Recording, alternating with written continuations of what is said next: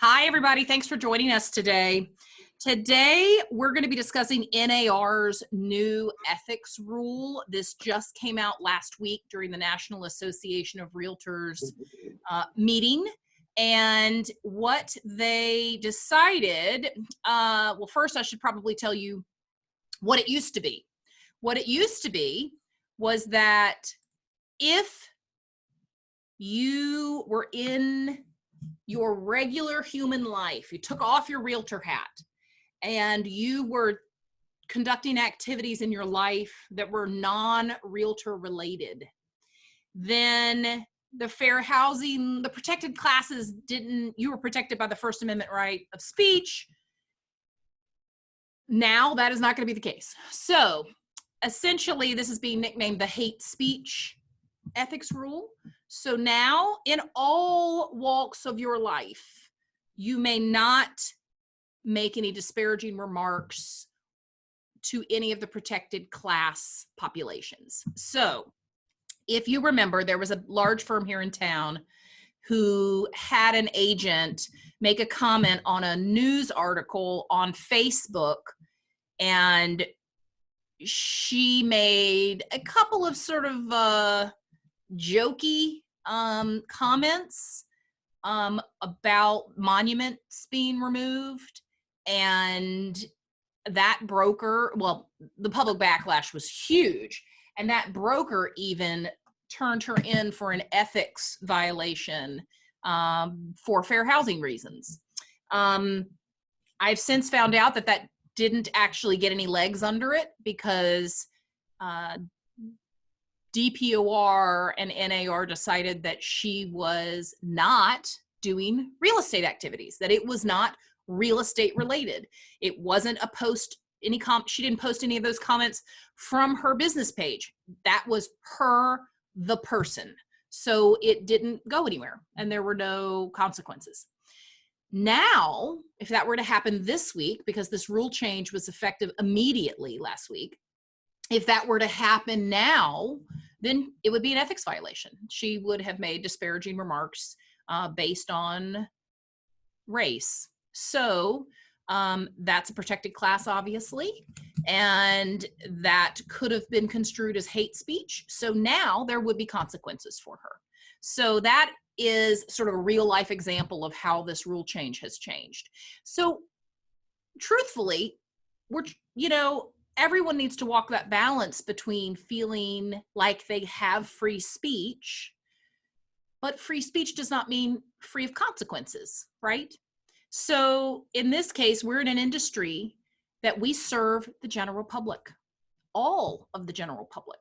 So there is no room for hate speech in our industry. So that is now just being addressed by saying, truly, I never can take off my realtor hat. I am a realtor. So what I say on my public page is now free game for this ethics rule. So just as Laura Benjamin would say, step away from the keyboard. If things are getting heated in some conversation, some debate online, step away from the keyboard. I am a broker who is very swift with that kind of nonsense. I certainly have fired an agent for things he was saying on Facebook that I felt were racist. So I fired him. And he understood because I made him understand that, yes, you can say absolutely anything you want to say online, but it is not free of consequences. You no longer can work here,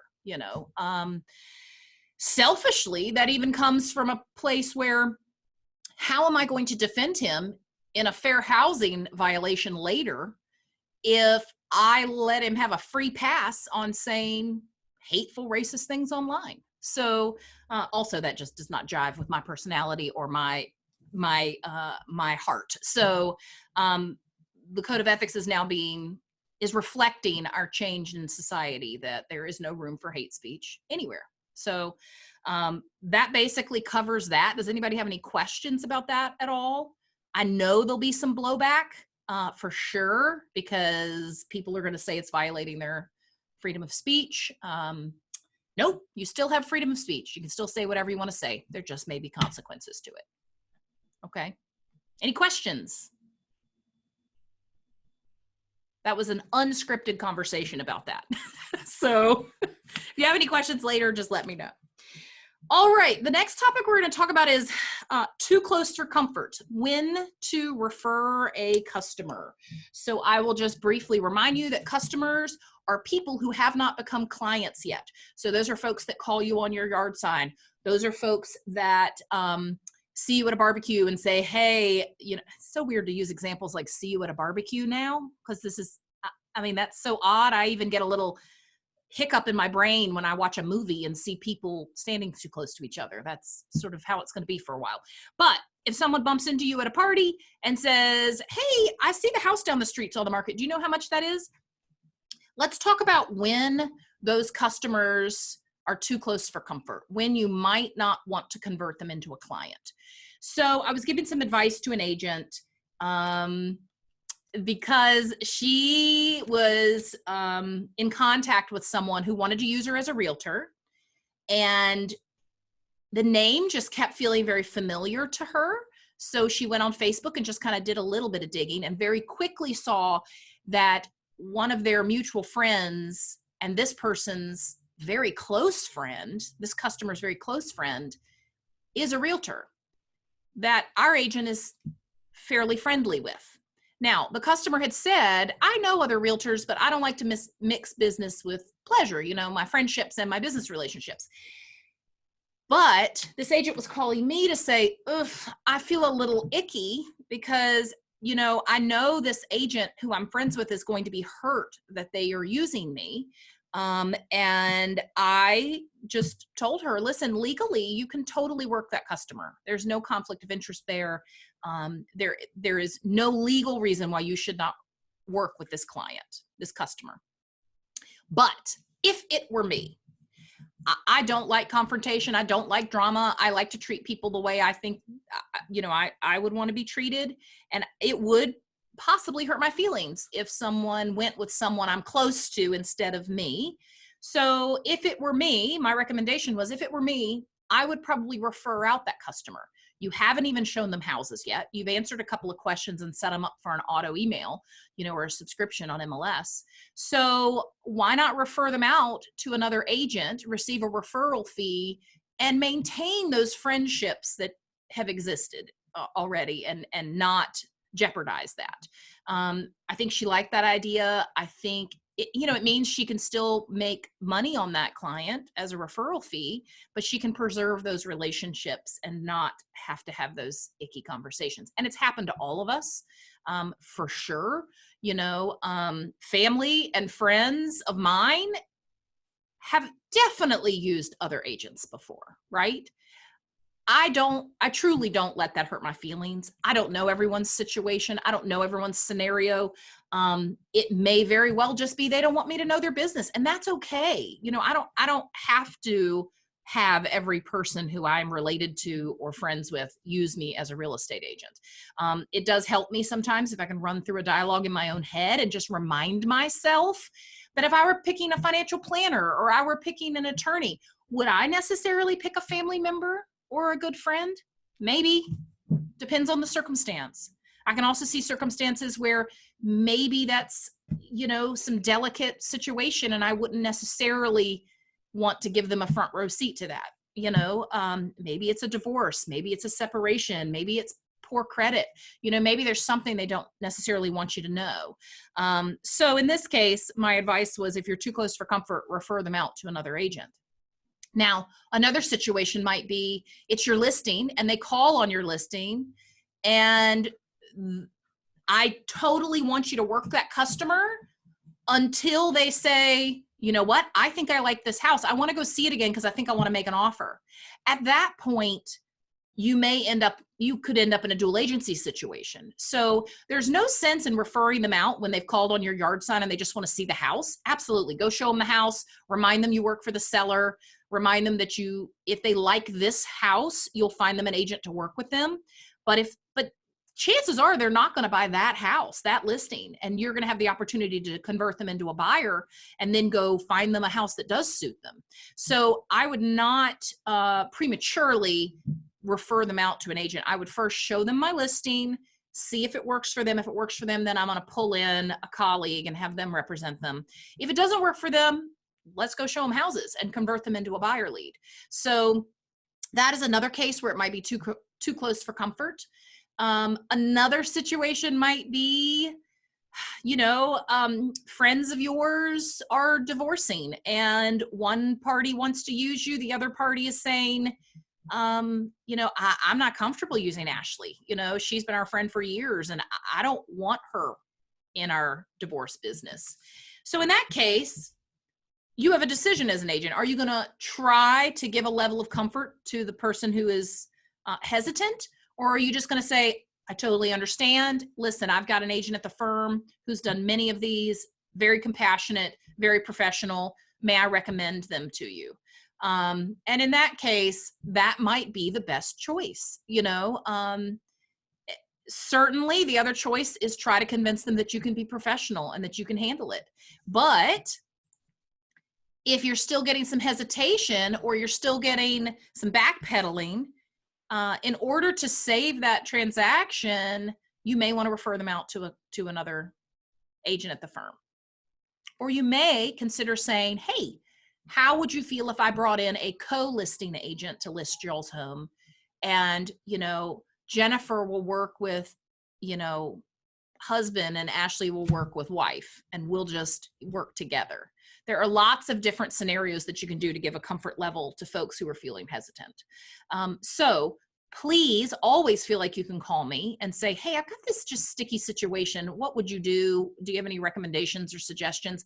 Because I promise you, Jennifer and I, we have seen it all and seen it go really well and see it go not so well. So we're happy to give you our thoughts and our advice. Does anybody have any questions about that? Has anybody ever had a situation that went sideways? Please share so that this meeting isn't 20 minutes long.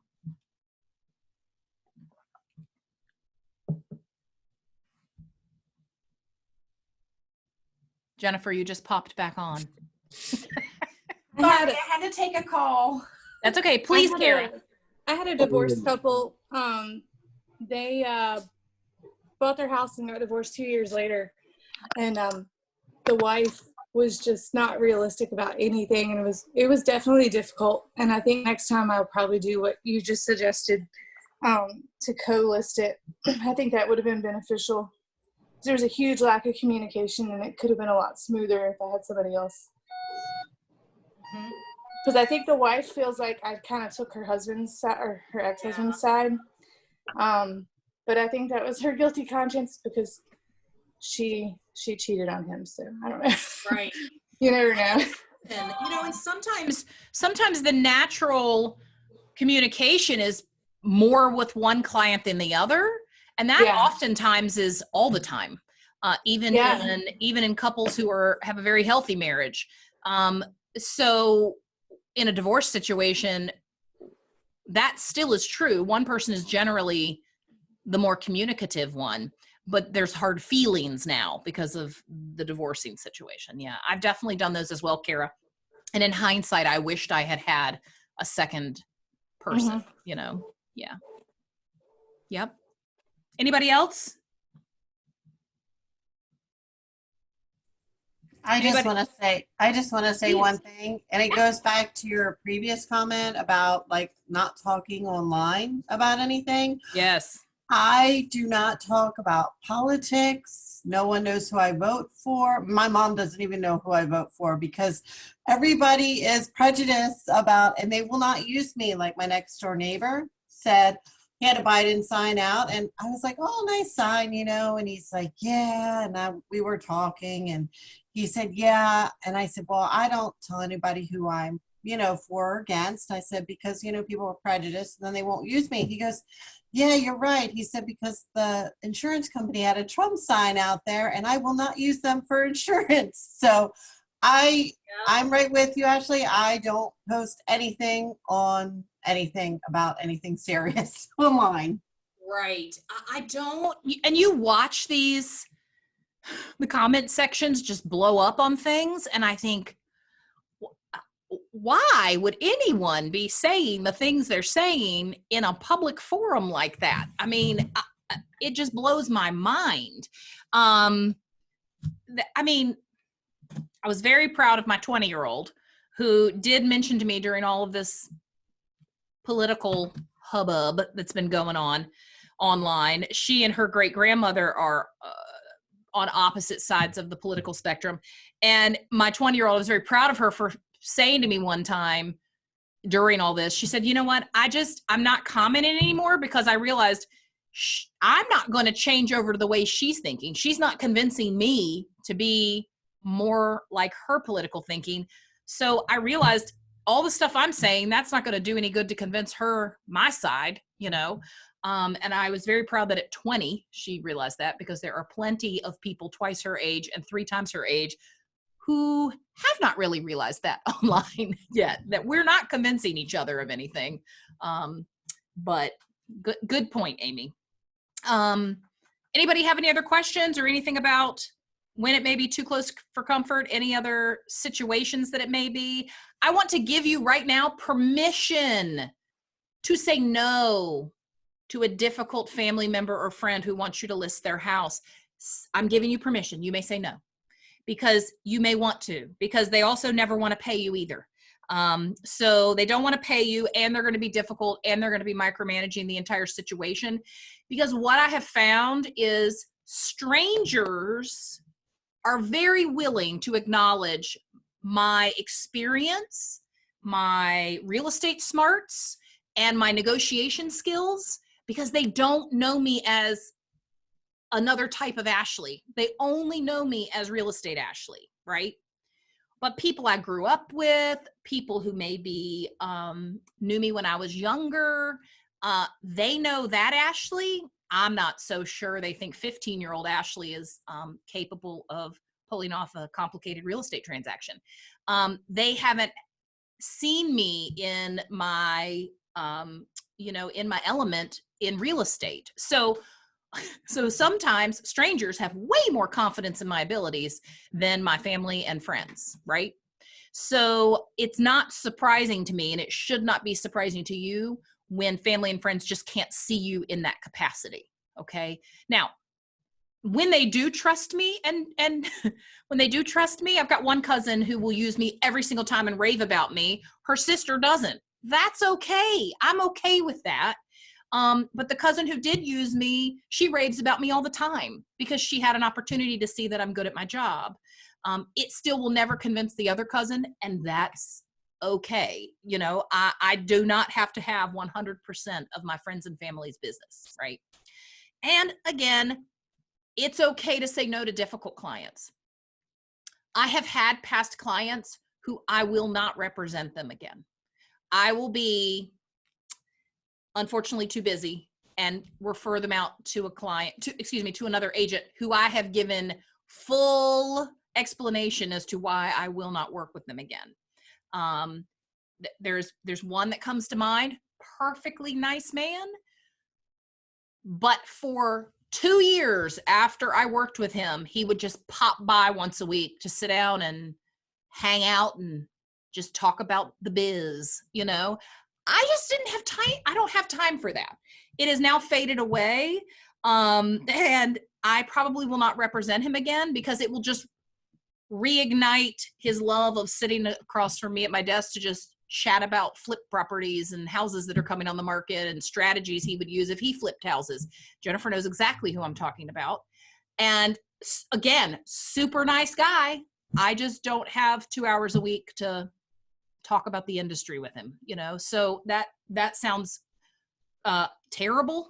I'll certainly set him up next time with an agent who will give him superb service. And I will probably tell that agent, just build enough rapport. Do not become his new best friend. Just build enough rapport that he trusts you as an agent, but he, don't become his best friend. So you have to decide for yourself when it's okay to walk away from a client, and this sounds so entitled, that I can just willy-nilly decide who I'm going to work with and who I'm not going to work with. but I can, because this is my business. I get to decide who I work with. I do not have to work with people I don't want to work with. Okay. And occasionally we have to fire clients. That is a little more complicated because listing agreements and buyer's agreements, those are bilateral. That means both parties have to give permission to terminate those. Okay.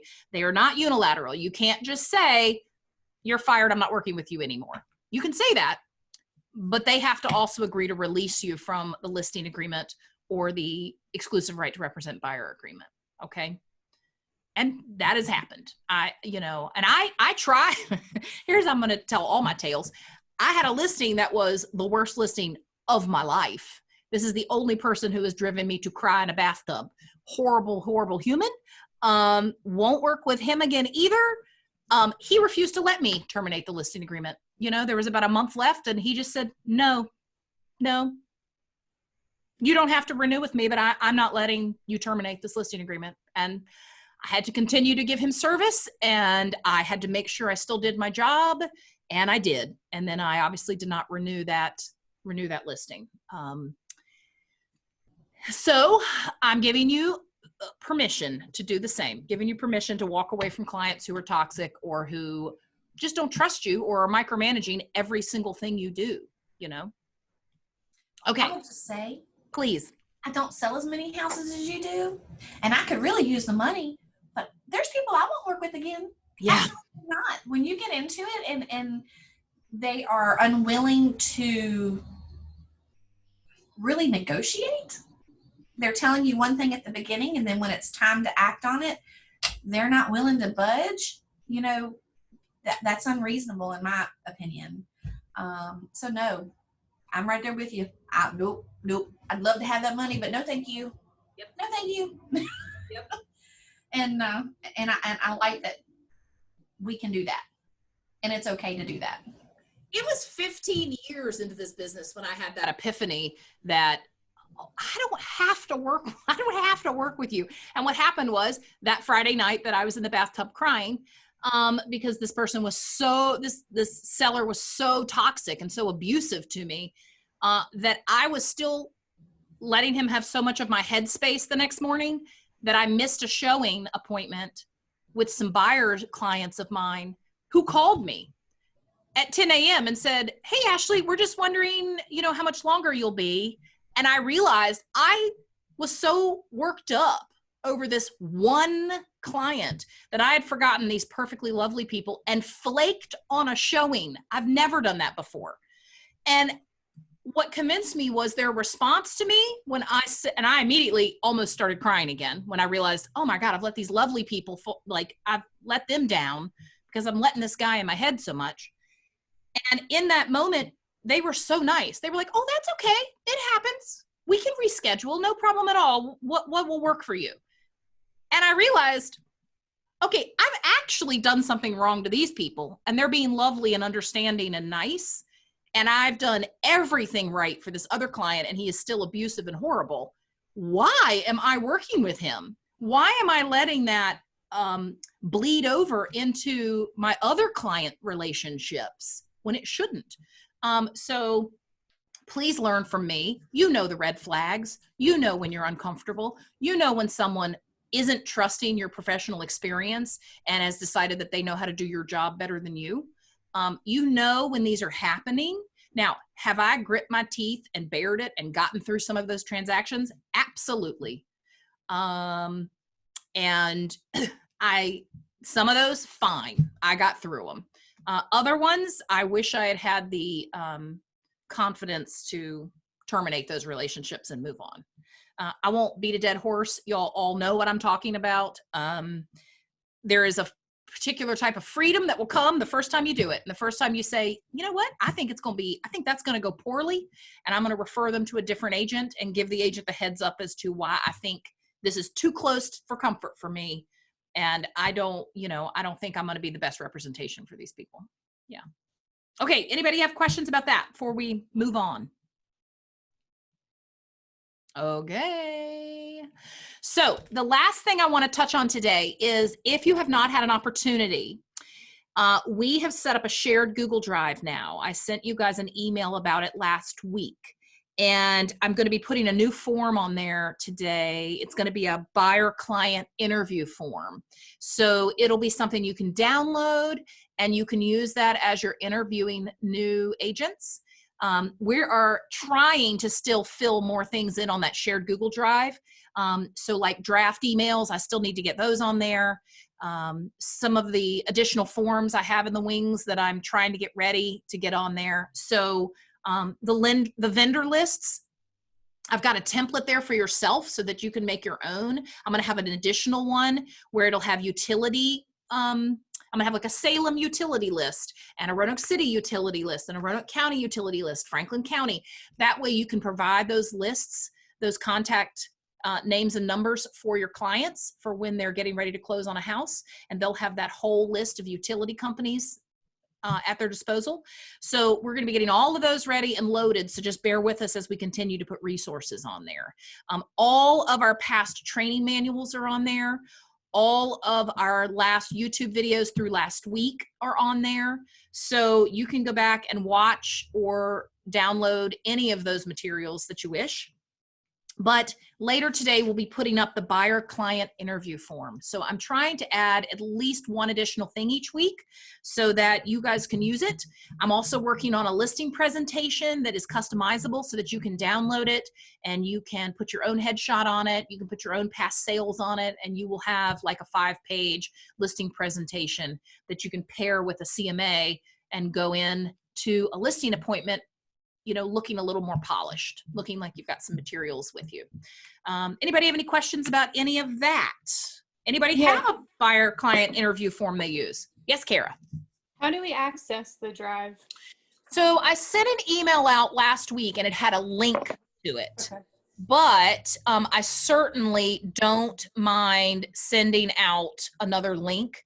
What I'm thinking is like today when I send out the quick tool email, in addition to having a link to that specific buyer client interview form, there will also be a button that just goes to the shared Google Drive. So last week's email had a button that took you to the shared Google Drive, but I'll send it out again today in the quick tool as well. And I'm trying to figure out, like at the bottom of every one of those emails you get from me, there's a YouTube button and a Facebook button. Those take you to the Facebook private page and the YouTube channel where we host all of our training videos. I'm trying to figure out how to put a Google Drive button down there so that it'll just forever be on the bottom of every email you get from us. Yeah, that would be nice.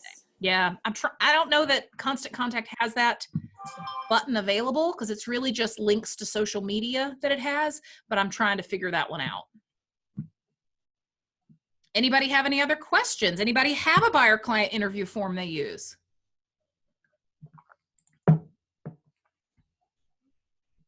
Okay. Well, you guys, I wish you a very happy day today. I'm sorry it was a short class today. We'll be having a new agent training here in just a few minutes.